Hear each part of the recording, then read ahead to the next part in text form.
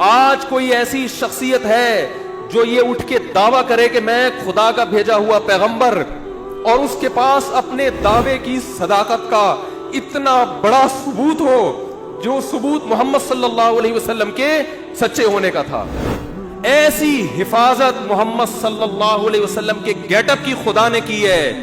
سوچو تعلیمات کی کیسی حفاظت کی ہوگی. موسیٰ ابن عقبہ وہ کہتے ہیں مجھے میرے چچا موسیٰ ابن عقبہ نے بتایا. بھائی موسیٰ ابن عقبہ نے بھی نبی کا زمانہ نہیں پایا. وہ کہتے ہیں موسیٰ ابن عقبہ کہتے ہیں حدثنی قریب، مجھ سے عبداللہ بن عباس کے شاگرد قریب نے بیان کیا. ارے بھائی قریب نے بھی محمد صلی اللہ علیہ وسلم کو نہیں دیکھا. امام ترمذی کہتے ہیں ذرا خاموش ہو جاؤ. قریب کہتے ہیں حدثنی عبداللہ ابن عباس، مجھ سے عبداللہ ابن عباس نے بیان کیا، اور انہوں نے نبی کے چہرے انور کی طرف دیکھ کے فرمایا کان النبی صلی اللہ علیہ وسلم افلج ثنیتین، کہ نبی کے سامنے کے دو دانتوں کے درمیان میں خلا تھا. مفتی طارق مسعود اسپیشل.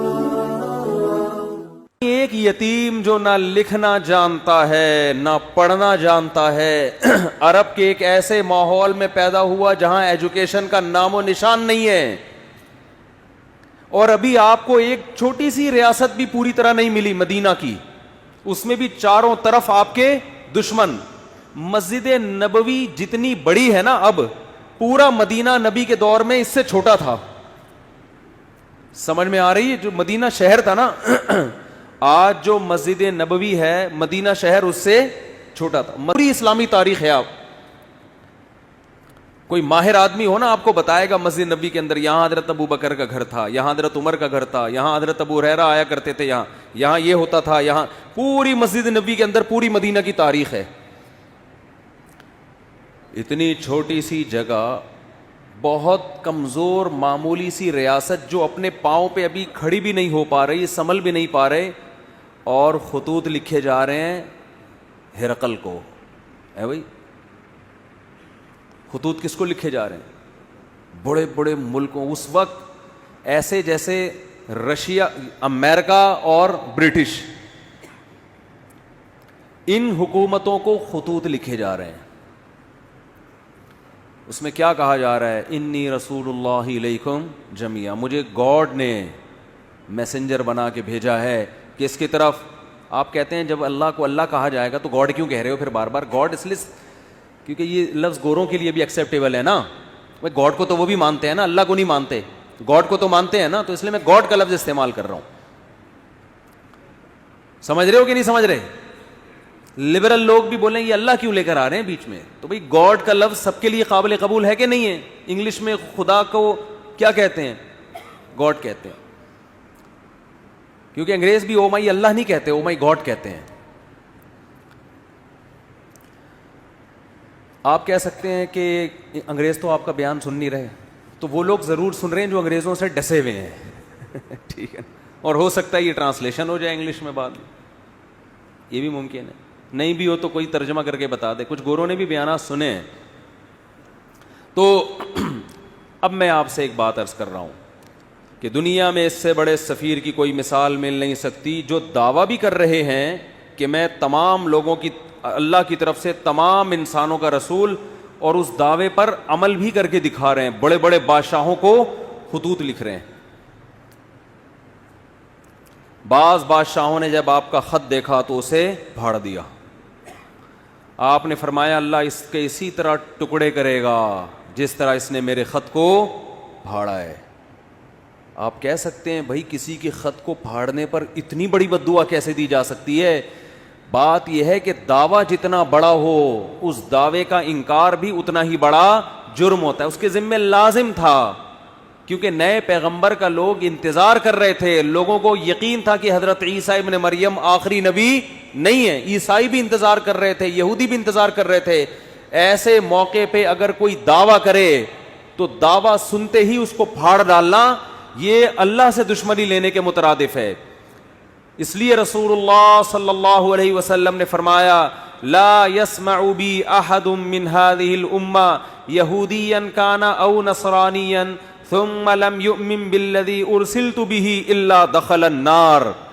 فرمایا میری پوزیشن یہ نہیں ہے کہ کوئی میری دعوت سنے اس کا دل چاہے تو مان لے, دل چاہے تو نہ مانے. نا نا نا نا نا نا. میری حیثیت یہ ہے کہ اس امت میں کوئی یہودی عیسائی میرے بارے میں سنے اور پھر تحقیق کر کے مجھ پر ایمان نہ لے کر آیا تو اس کا ٹھکانہ جہنم کی آگ ہے. اس نے اس کو ویلیو کیوں نہیں دی؟ بالکل اس کی مثال ایسے جیسے کلاس روک کر ایک شخص کہہ رہا ہے مجھے پرنسپل نے بھیجا ہے, اور ٹیچر اس کی بات کو لفٹ کرانے کے لیے تیار نہیں ہے, تو آپ کیا سمجھتے ہیں پرنسپل چھوڑ دے گا اس کو؟ اور وہ کہہ بھی رہا ہے کہ میں سب پوری کلاس کے لیے پیغام لے کر آیا ہوں, اور پیغام بھی بہت اہم ہے. آج لبرل لوگ اعتراض کرتے ہیں نا, یہ کیا بات ہے محمد صلی اللہ علیہ وسلم پر کوئی ایمان نہ لے کر آئے تو جہنم میں جائے گا. اتنی اتنی سی باتوں پہ جہنم ہے بھائی, اتنی اتنی سی باتوں پہ. یعنی وہ کہتے ہیں نا یہ لوگ ذرا ذرا سی بات پہ کہاں پھینک رہے ہوتے ہیں جہنم میں ڈال. بھائی اتنی سی بات ہے نہیں, کیونکہ دعویٰ یہ کہ مجھے خدا نے بھیجا ہے. اب آپ کے ذمے ہے کہ آپ تحقیق کرو کہ یہ اپنے دعوے میں جھوٹے ہیں یا سچے. آپ اس کان سے سن کے اس کان سے نکالنے کا آپشن آپ کے پاس ختم ہو گیا. ابھی آپشن نہیں ہے آپ کے پاس کہ ادھر سے سنیں اور ادھر سے نکال دیں گے یار یہ مسلمانوں کے مذہبی معاملات ہیں, چھوڑو. آپ کہہ سکتے ہیں کہ کیا دلیل ہے آپ کے پاس کہ محمد ابن عبداللہ صلی اللہ علیہ وسلم اس دعوے میں سچے تھے؟ کیا دلیل ہے آپ کے پاس؟ ہم کہتے ہیں 1400 سال پہلے جو آپ کی نبوت کے برحق ہونے کے دلائل تھے وہ تو تھے, وہ لوگوں نے اپنی آنکھوں سے دیکھے. 1400 سال کے بعد جو آپ کے برحق ہونے کے دلائل ہیں وہ پہلے سے بھی زیادہ ہیں, وہ اس سے بھی زیادہ ہیں. اگر خدا محمد صلی اللہ علیہ وسلم کو میسنجر بنا کے بھیجتا اور یہ نہ کہتا کہ یہ آخری پیغمبر ہیں, تو خدا کے ذمے محمد صلی اللہ علیہ وسلم کی تعلیمات کی حفاظت بولو نہیں تھی. کیا خیال ہے؟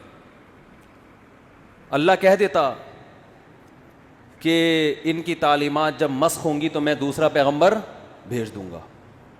خدا نے محمد ابن عبداللہ صلی اللہ علیہ وسلم کے بارے میں 2 دعوے کیے, یہ میرے میسنجر ہیں اور لاسٹ میسنجر, ان کے بعد کوئی نبی نہیں ہے, کیونکہ ساری دنیا کے سارے انسانوں کے لیے.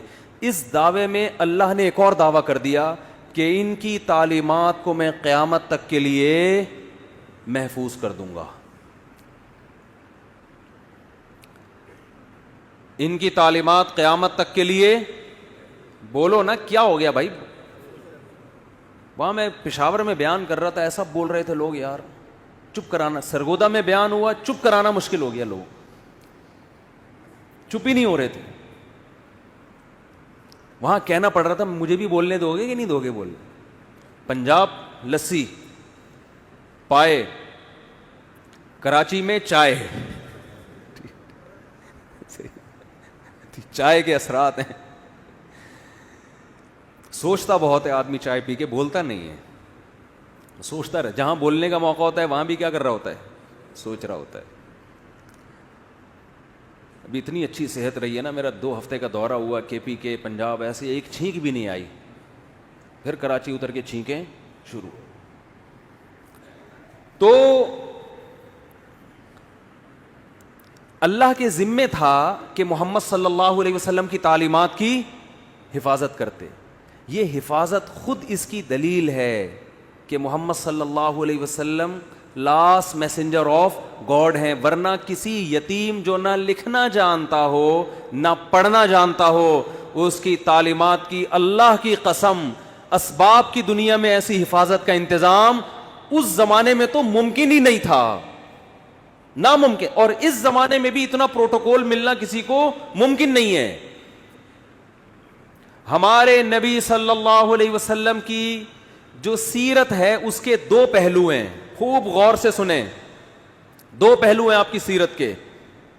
ایک پہلو وہ ہے جس میں آپ خدا کی طرف سے کوئی میسج دے رہے ہیں کہ یہ الاؤڈ ہے اور یہ ناٹ الاؤڈ. خدا ان کاموں سے خوش ہوتا ہے اور ان کاموں سے ناراض ہوتا ہے کہنے میں کیا جا رہا ہے؟ خدا ان کاموں سے خوش ہوتا ہے اور ان کاموں سے ناراض. جب کوئی کہے بولو تو خدا نہ بولنے سے ناراض ہوتا ہے, یہ بھی ایک ہے نا. ان کاموں سے اللہ خوش ہوگا اور ان کاموں سے اللہ ناراض ہوگا. اللہ تعالی نے محمد صلی اللہ علیہ وسلم کو اپنا سفیر بنایا اور یہ بھی دعویٰ کیا کہ یہ آخری نبی ہیں, اور یہ بھی دعویٰ کیا, اسی میں یہ خود بخود دعویٰ ہو گیا کہ ان کی تعلیمات قیامت تک کے لیے محفوظ کر دوں گا, جبکہ اس زمانے میں محفوظ کرنے کا کوئی انتظام, ایسا پراپر انتظام نہیں تھا جو بعد میں لوگوں میں ایجاد ہوا ہے. تو لکھنے والے چند گنے چنے لوگ تھے, لکھتے بھی چمڑوں پہ اور کاغذوں پہ, جس کے گمنے کا بہت امکان, تحریف کا بہت امکان, مگر ایسا انتظام کیا کہ میں آپ سے عرض کر رہا تھا محمد صلی اللہ علیہ وسلم کی تعلیمات دو قسم کی ہیں. جلدی سے بات کو سمیٹ رہا ہوں میں.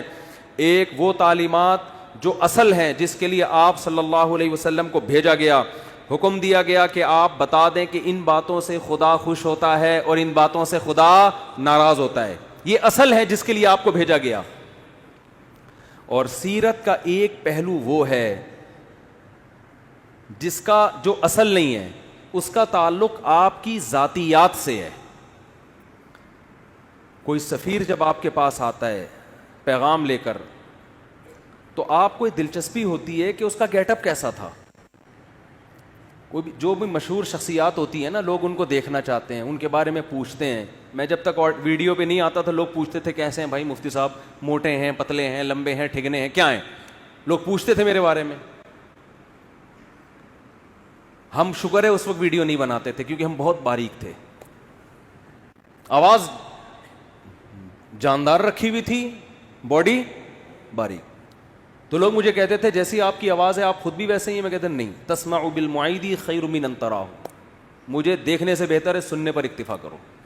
تو شکر ہے 2013 میں حج کر کے آیا تو کچھ گزارا ہو گیا. تو انسان کو جس سے محبت ہوتی ہے اس کے گیٹ اپ کو بھی جاننے کی کوشش بولو کرتا ہے. ہمارے نبی صلی اللہ علیہ وسلم کا گیٹ اپ کیسا تھا, اس کا براہ راست اسلام سے کوئی تعلق نہیں ہے. اس مقصد کے لیے اللہ نے بھیجا نہیں ہے. یہ وہ احکام ہیں جو نسبتاً کم ویلیو رکھتے ہیں. ایک تو ہے نا آرڈر, یہ کرو یہ نہ کرو, یہ تو اصل ہے نا جس کے لیے سفیر کو بھیجا جائے. اللہ نے آپ صلی اللہ علیہ وسلم کی سیرت کا وہ پہلو جس کی ویلیو نسبتاً کم ہے اس کی ایسی حفاظت کی ہے, یہ بتانے کے لیے کہ جو اصل تھا اس کی کیسی حفاظت کی ہوگی. آج محمد ابن عبداللہ صلی اللہ علیہ وسلم کے بارے میں کوئی ایک حرف اگر کہتا ہے تو اس کا یہ دعویٰ دلیل کے بغیر قبول بولو نہیں ہے. میں ایک مثال پیش کرتا ہوں. امام ترمذی امام بخاری کے شاگرد ہیں. اللہ کے سفیر محمد ابن عبداللہ صلی اللہ علیہ وسلم کے بارے میں امام ترمذی نے دعویٰ کیا کہ محمد صلی اللہ علیہ وسلم کا گیٹ اپ ایسا تھا. پورا گیٹ اپ نہیں بیان کیا جا رہا, صرف اتنا کہ آپ کے سامنے کے جو دو دانت تھے ان کے درمیان میں خلا تھا, تھوڑا سا ڈسٹینس تھا, تھوڑا سا بول لو فاصلہ تھا. یہ کتنی معمولی سی بات ہے یار. کوئی سفیر آپ کے پاس پیغام لے کر آیا ہے, آپ کسی سے پوچھ رہے ہیں اس کے سامنے کے دانتوں میں خلا تھا یا نہیں تھا, ہے بھائی, بہت ہی ایک بھائی تھا یا نہیں تھا تو کیا کرنا ہے اس سے. لیکن امام ترمذی یہ بات بیان کر رہے ہیں. لیکن امام ترمذی کو پتا ہے یہ اتنا بڑا دعویٰ کر رہا ہوں میں کہ جس شخصیت کی بات ہو رہی ہے نا, ان کا یہ دعویٰ ہے کہ مجھے خدا نے انسانوں کی طرف پیغمبر بنا کے بھیجا ہے. امام ترمذی کو یہ بات معلوم ہے کہ میں نے اگر دعویٰ کر دیا کان النبی صلی اللہ علیہ وسلم افلج الثنیتین, کہ نبی کے دو دانتوں کے درمیان میں خلا تھا, یہ دعویٰ کر دیا, یہ امت مجھے چھوڑے گی نہیں. کہ کہاں سے تمہیں پتا چلا؟ آپ مورخین سے پوچھ نہیں سکتے کہ آپ کو کیسے پتا چلا, وہ اپنے لکھ رہے ہوتے ہیں بس. اور اگر وہ دلیل بھی پیش کرتے ہیں تو وہ دلیل اس اتنی مضبوط نہیں ہوتی. اتنی سی بات کو بیان کرنے کے لیے امام ترمذی سند لے کر آئیں گے. حدثنا عبداللہ ابن عبد الرحمن. امام ترمذی کہتے ہیں مجھ سے عبداللہ ابن عبد الرحمن نے بیان کیا. وہ عبداللہ جو عبد الرحمن کے بیٹے ہیں. عبداللہ ابن عبد الرحمن کو کیسے پتا چلا کہ نبی کے دو دانتوں کے درمیان خلا تھا؟ بھائی انہوں نے تو نبی صلی اللہ علیہ وسلم کو دیکھا نہیں. وہ کہتے ہیں حدثنا ابراہیم ابن المنذر. مجھ سے ابراہیم نے بیان کیا جو منذر کے بیٹے ہیں. بھائی ابراہیم ابن منذر نے تو نبی کا زمانہ نہیں پایا, ان کو کہاں سے پتا چلا؟ وہ کہتے ہیں ابراہیم ابن المنذر کہتے ہیں حدثنی عبد العزیز ابن ابی ثابت الزہری. مجھ سے عبد العزیز نے بیان کیا جو ابو ثابت الزہری کے بیٹے ہیں. بھائی عبد العزیز جو ابو ثابت الزہری کے بیٹے ہیں ان کو کہاں سے پتا چلا؟ جی انہوں نے تو نبی صلی اللہ علیہ وسلم کو دیکھا نہیں. وہ کہتے ہیں حدثنا اسماعیل ابن ابراہیم. مجھ سے اسماعیل نے جو ابراہیم کے بیٹے ہیں انہوں نے بیان کیا. حضرت اسماعیل جو ابراہیم کے بیٹے ہیں ایسے تو سینکڑوں ہیں, یہ کون سے والے اسماعیل اور ابن ابراہیم کی بات کر رہے ہیں؟ کہتے ہیں ابن اخی موسیٰ ابن عقبہ. وہ اسماعیل ابن ابراہیم جو موسیٰ ابن عقبہ کے بھتیجے ہیں. اچھا جی, اسماعیل ابن ابراہیم نے تو محمد صلی اللہ علیہ وسلم کو نہیں دیکھا. امام ترمذی آپ کیسے دعویٰ کر رہے ہیں کہ محمد صلی اللہ علیہ وسلم کے دانتوں کے درمیان میں خلا تھا؟ اسماعیل ابن ابراہیم جو موسیٰ ابن عقبہ کے بھتیجے ہیں انہوں نے نبی کا زمانہ نہیں پایا. وہ کہتے ہیں قال حدثنی موسیٰ ابن عقبہ. وہ کہتے ہیں مجھے میرے چچا موسیٰ ابن عقبہ نے بتایا. بھائی موسیٰ ابن عقبہ نے بھی نبی کا زمانہ نہیں پایا. وہ کہتے ہیں موسیٰ ابن عقبہ کہتے ہیں حدثنی قریب. مجھ سے عبداللہ بن عباس کے شاگرد قریب نے بیان کیا. ارے بھائی قریب نے بھی محمد صلی اللہ علیہ وسلم کو نہیں دیکھا. امام ترمذی کہتے ہیں ذرا خاموش ہو جاؤ. قریب کہتے ہیں حدثنی عبداللہ ابن عباس. مجھ سے عبداللہ ابن عباس نے بیان کیا اور انہوں نے نبی کے چہرے انور کی طرف دیکھ کے فرمایا کان النبی صلی اللہ علیہ وسلم افلج الثنیتین, کہ نبی کے سامنے کے دو دانتوں کے درمیان میں خلا تھا. ایسی حفاظت محمد صلی اللہ علیہ وسلم کے گیٹ اپ کی خدا نے کی ہے. سوچو تعلیمات کی کیسی حفاظت کی ہوگی. آج کوئی ایسی شخصیت ہے جو یہ اٹھ کے دعویٰ کرے کہ میں خدا کا بھیجا ہوا پیغمبر, اور اس کے پاس اپنے دعوے کی صداقت کا اتنا بڑا ثبوت ہو جو ثبوت محمد صلی اللہ علیہ وسلم کے سچے ہونے کا تھا. آپ کہہ سکتے ہیں یہ ایک حدیث ہے, ایسی ہزاروں حدیثیں ہیں. ایک بات بھی اگر آپ محمد صلی اللہ علیہ وسلم کی طرف منسوب کرتے ہو سند کے بغیر امت اس کو قبول بولو نہیں کرتی. اور سند بھی کیسی خاندانی. آپ کہہ سکتے ہو امام ترمذی سے کہ حضرت آپ کہتے ہیں مجھ سے عبداللہ ابن عبد الرحمن نے بیان کیا, ہو سکتا ہے یہ بندہ بھی آپ نے خود ہی گڑھ لیا ہو. بھئی کہنے پر گورنمنٹ کی طرف سے کوئی پابندی ہے؟ بولو آپ کو مجھ سے فلاں نے بیان کیا, اگلے کو کیا پتا فلاں کون ہے؟ آپ اسماء الرجال کی کتابوں میں جاؤ گے, جی عبداللہ ابن عبد الرحمن کون ہے؟ آپ کو اس زمانے کے درجنوں علماء کے اقوال مل جائیں گے. یہ فلاں سن میں پیدا ہوئے, فلاں جگہ علم حاصل کیا. ان کے بارے میں علماء کے تبصرے, یہ جھوٹے تھے سچے تھے, کوئی کرپشن تو نہیں ان پہ ثابت ہوئی, جھوٹ تو ثابت نہیں ہوا زندگی بھر. ان کے شاگرد کون کون, ان کے استاذ کون کون, کہاں کہاں سے علم حاصل کیا. ایک مؤلف بیان نہیں کرے گا, بہت سارے لوگ جو مختلف ملکوں میں رہتے ہیں وہ بیان کریں گے ان کے بارے میں. پھر آپ اگلے راوی کی طرف جاؤ گے, عبداللہ ابن عبد الرحمن. وہ کہتے ہیں ابراہیم ابن المنذر نے. یہ ابراہیم ابن المنذر کون ہے؟ یہ کوئی ڈھکے چھپے نہیں ہے, آپ کو درجنوں کتابوں میں ان کے حالات بولو مل جائیں گے. بھائی اس زمانے میں مشہور آدمی تھے, یہ لوگ جانتے تھے ان کو.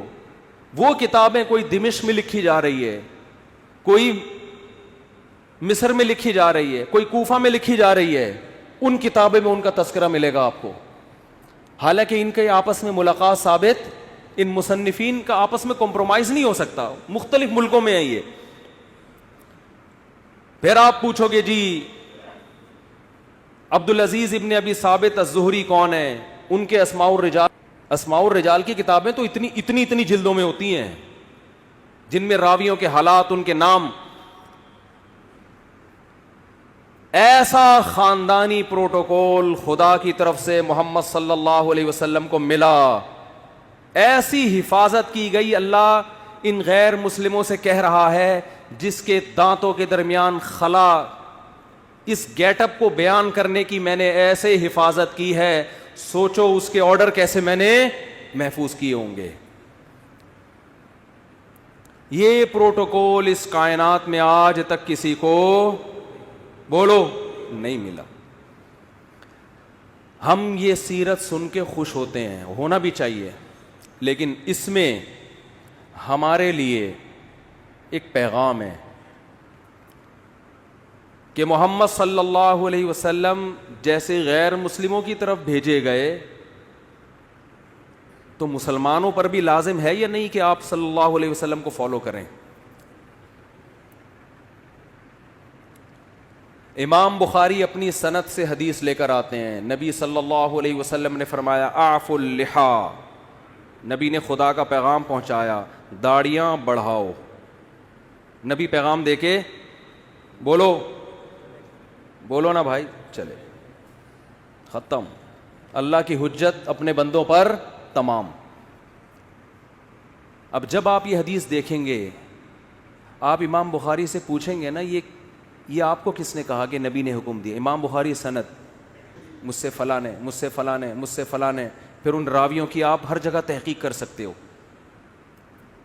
پھر امام ترمذی بھی بیان کر رہے ہیں, امام مسلم بھی بیان کر رہے ہیں. کیوں؟ کہ کل قیامت کے دن اللہ آپ سے سوال پوچھے گا کہ میں نے اپنے میسنجر کے ذریعے پیغام پہنچایا تھا کہ اللہ کی طرف سے تمہیں حکم ہے داڑھی بولو نا بھائی بڑھاؤ. بس تمہیں اگر کوئی کنفیوژن تھی کہ پتہ نہیں حکم دیا ہے کہ نہیں دیا, تو میں نے تمہاری وہ کنفیوژن دور کر دی تھی. بس آپ کہہ سکتے ہیں اللہ اگر تیرا اتنا اہم حکم تھا تیرے حبیب کا, تو میں نے جب داڑھی نہیں رکھی تو سزا کیوں نہیں ملی؟ اللہ کیا کہے گا؟ یہ دنیا دارالامتحان تھی, دارالجزا کیا ہے؟ بولتے کیوں نہیں بھائی؟ بس اب آپ کی مرضی. مولوی صاحب بھی آپ کو یہ حدیث سنا کے جمعہ پڑھا کے گھر نکل جائیں گے, کیونکہ مولوی صاحب کا پولیس سے کوئی تعلق. قرآن کہتا ہے نا محمد صلی اللہ علیہ وسلم کے بارے میں کہ لست علیہم بمسیطر, آپ ان پر نگہبان نہیں ہیں. میسنجر کا کام حکم پہنچانا ہوتا ہے, منوانا بولو نہیں ہوتا. تو میسنجر کا کام پیغام پہنچانا بس. اسی پیغام میں جو خدا نے اپنے حبیب صلی اللہ علیہ وسلم کو دیا, اس میں حکم دیا ان کو پیغام پہنچا دو, بس آگے نہیں کچھ. لا تقربوا الزنا. اچھا کچھ پیغام ایسے ہیں جو خدا کی ذات سے نکلے ہیں براہ راست, قرآن کی شکل میں محفوظ ہوئے, کہ اس میں اے نبی ہم جب کسی کو پیغام دے کے بھیجتے ہیں, بعض دفعہ پیغام اتنا اہم ہوتا ہے کہ وہ لکھ کے دے دیتے ہیں, بھائی یہ پڑھ کے سنا دو, اور بعض دفعہ کہتے ہیں یہ بھی بتا دینا, یہ بھی بتا دینا. تو اس میں میسنجر کے الفاظ اپنے ہوتے ہیں, پیغام بھیجنے والے کا ہوتا ہے. حدیث بھی اللہ کا پیغام ہے, الفاظ کس کے ہیں؟ محمد صلی اللہ علیہ وسلم کے. قرآن بھی اللہ کا پیغام, الفاظ بھی کس کے؟ اللہ کے. تو جو اللہ نے قرآن میں حکم دیا, جو پیغمبر نے قرآن پہنچایا, اور وہ بھی اسی طرح محفوظ ہے, اس میں بھی ذرہ برابر تبدیلی نہیں ہوئی. اس پیغام میں کیا ہے؟ لا تقربوا الزنا, ان سے کہہ دو کہ زنا کے قریب بھی پھٹکنے کی اجازت. بولتے کیوں نہیں. زنا کرنا تو دور کی بات. آج صبح ایک لڑکی کا فون آیا, 5 سال سے میرا ریلیشن کسی بندے سے, اب وہ شادی نہیں کر رہا. میں نے کہا بالکل ٹھیک کر رہا ہے, وہ حرام کاروں کے لیے یہی ہونا چاہیے. جب اس نے حرام مزے لے لیے تو وہ کیوں بیوی بنائے گا بھائی؟ کیوں بیوی بنائے گا وہ؟ اس کو حرام چسکے لگ گئے نا. رو رہی ہے, اس کو منع. میں نے کہا میں کیوں سمجھاؤں اس کو؟ خدا نے مرد اور عورت کو نکاح کے علاوہ کسی بھی راستے سے قریب جانے کی اجازت بولو نہیں دی ہے. محمد صلی اللہ علیہ وسلم جو گاڈ کا پیغام لے کر آئے. دیکھو غیر مسلم زنا کر سکتا ہے, کرے, وہ کہہ رہا ہے میں نہیں مانتا محمد صلی اللہ علیہ وسلم کو, اس پہ خدا خود ہی نمٹ لے گا قیامت کے دن. مسلمان کے پاس نبی کے حکم کے سامنے نو کا آپشن نہیں ہے. محمد صلی اللہ علیہ وسلم جو پیغام لے کر آئے گاڈ کی طرف سے, اس میں یہ تھا کہ تمہیں 5 ٹائم اللہ کے گھر میں جمع ہو کے میری عبادت کرنی ہے, اور عبادت کا طریقہ بھی بتا دیا. اس میں فجر کی نماز بھی, ظہر کی نماز بھی, عصر بھی, مغرب بھی اور عشاء بھی. آپ نماز کے لیے آ جائیں, آپ کی مرضی, نہ آئیں, کوئی مولانا صاحب پولیس لے کے آپ کے گھر نہیں پہنچیں گے. اس سے اس خوش فہمی میں نہ رہیں کہ نماز آپشنل ہے. نہ نہ نہ نہ نہ, اللہ نے محمد صلی اللہ علیہ وسلم کو اپنا سفیر بنایا اور آپ کی نبوت پہ سینکڑوں دلائل قائم کر کے بتا دیے کہ تمہارے اوپر میری حجت تمام ہو چکی ہے, تم آؤ نہ آؤ تمہاری مرضی. کل قیامت کے دن جب میں انتقام لوں گا تو تم یہ نہیں کہہ سکو گے کہ اللہ معاذ اللہ نقل کفر, محمد صلی اللہ علیہ وسلم کی نبوت صحیح نہیں تھی, یا اللہ مجھے یقین نہیں تھا کہ محمد صلی اللہ علیہ وسلم نے 5 نمازوں کا حکم دیا بھی ہے کہ نہیں دیا.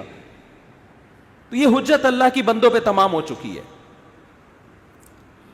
اللہ نے محمد صلی اللہ علیہ وسلم پر جو کلام نازل کر کے ہم تک پہنچایا, اور محمد صلی اللہ علیہ وسلم کے ذریعے جو بندوں کو اپنا میسج پہنچایا, اس میسج میں شراب لیگل ہے یا انلیگل ہے؟ بولو, انلیگل ہے. آپ کو شراب کے قریب جانے کی اجازت نہیں ہے. خدا نے جو اپنا پیغام محمد صلی اللہ علیہ وسلم کے ذریعے ہم تک پہنچایا, اور پوری سندوں کے ساتھ, اور قرآن تو سند کا محتاج ہی نہیں ہے, اس قرآن میں ہمیں حکم دیا گیا کہ بہن کی وراثت آپ کو کھانے کی اجازت. بولتے کیوں نہیں؟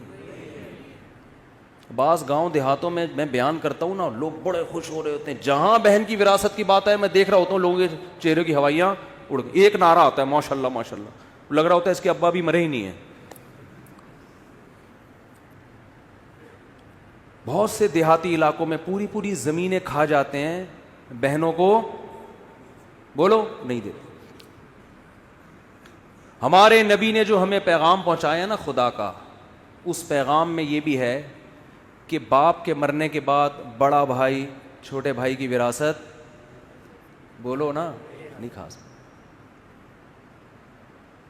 اور باپ کے کاروبار پہ قبضہ نہیں کر سکتا, چاہے وہ باپ کی زندگی میں وہ کاروبار خود ہی چلا رہا ہو. یہ غریبی ہے. ابا کی زندگی میں جو آپ جو ابا کے کاروبار کو پروموٹ کرتے ہو, یہ ابا کی خدمت کہلائے گی. اس کی وجہ سے آپ کی کاروبار میں شرکت نہیں ہوگی. وراثت میں سب کو دینا پڑے گا. آپ یہ نہیں کہہ سکتے میں نے یہ گٹکے کی دکان کو یہاں تک پہنچایا ہے, تو اپنی دکان پہنچاتے ہیں نا, ابا کی پہنچاؤ گے تو ابا کا کاروبار بڑھ رہا ہے, اس میں ثواب ملے گا. لوگ آتے ہیں کہ ایک صاحب کہنے لگے میں نے ابا کے کاروبار کو یہاں سے اٹھا کے وہاں پہنچایا, مجھے ابا کے بعد کیا ملے گا؟ میں نے کہا ثواب ملے گا, اس پہ آپ بہت زیادہ ملے گا. سب صرف ثواب, میں نے کہا بہت زیادہ ثواب ملے گا, اس کے علاوہ کچھ بھی نہیں ملے گا. یہ ابا کا بزنس ہے بھائی. ابا کی گائے آپ خدمت کر کے ختم. یہ جمعے کے بعد اعلان کروں گا. ابا کی گائے کی خدمت کر کے اس کے 2 بچے ہو گئے گائے کے. تو یہ کس کے بچے کہلائیں گے؟ گائے کے بچے. اور گائے کس کی ہے؟ ابا کی.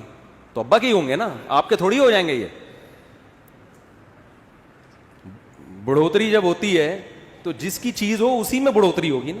آپ وسیم بھائی کو کھلا کے آپ نے ڈبل کر دیا وسیم بھائی, تو وہ وسیم بھائی آدھے آپ کے تھوڑی ہو جائیں گے کہ جی میرے کھلائے ہوئے کی وجہ سے ڈبل ہو گئے, لہذا آدھے میرے آدھے آپ اپنے ہیں. بھائی جس چیز میں گروتھ ہوتی ہے تو وہ وہی چیز کہلاتی ہے. سمجھتے ہو؟ سمجھتے سب ہیں. ہاں ایک صاحب, کیا کریں یار, مثالیں اتنی ہیں, چھوڑو وقت بھی پورا ہو گیا ہے. تو بھائی یہ جو خدا کے پیغامات ہم تک آئے ہیں نا, اللہ کے پیغامات, ان پیغامات میں کچھ تو آپشنل ہیں, کچھ تو اللہ نے خود ہی اختیار دے دیا. تہجد پڑھو, نہیں پڑھو ٹھیک ہے, پڑھ لو گے اچھی بات ہے, نہیں پڑھو تو ضروری نہیں. اشراق پڑھ لو اچھی بات ہے, نہیں پڑھو تو کچھ غریبیاں بھی رکھی ہیں اللہ نے, وہ تمہاری مرضی. لیکن کچھ ایسے ہیں جس میں جو حلال و حرام سے جن کا تعلق ہے. داڑھی رکھنا ضروری ہے, اور بہنوں کی وراثت ان کے حوالے کرنا ضروری ہے. بڑے بھائی کے لیے چھوٹے یتیم بچوں کا مال بلکہ جو حمل ہے نا ماں کے پیٹ میں, اس کا بھی وراثت میں اتنا ہی حصہ ہے جتنا زندوں کا اور بڑوں کا حصہ ہے. ایک دن کے حمل کا وہی حصہ ہے جو بال بچوں والے آدمی کا حصہ ہے. اس حمل کو بھی ماں کو گرانے کی اجازت نہیں ہے. تو یہ خدا کے احکامات ہیں جن میں اللہ نے 2 اور 2 4 کی طرح اپنے دین کو واضح کر دیا ہے. اور اللہ فرماتے ہیں وَلَا تَحْسَبَنَّ اللَّهَ غَافِلًا عَمَّا يَعْمَلُ الظَّالِمُونَ, ظالم جو کچھ کر رہا ہے اللہ کو اس سے غافل نہ سمجھو, کیونکہ یہ دنیا دار الامتحان ہے, دار الجزا نہیں ہے. جزا آخرت میں ہوگی. اللہ مجھے بھی محمد صلی اللہ علیہ وسلم پر حقیقی ایمان نصیب کرے, آپ صلی اللہ علیہ وسلم سے محبت نصیب کرے, اور اللہ ہمیں آپ صلی اللہ علیہ وسلم کی تعلیمات کو فالو کرنے کی توفیق عطا فرمائے. وما علینا الا البلاغ. Mufti Tariq Masood Special.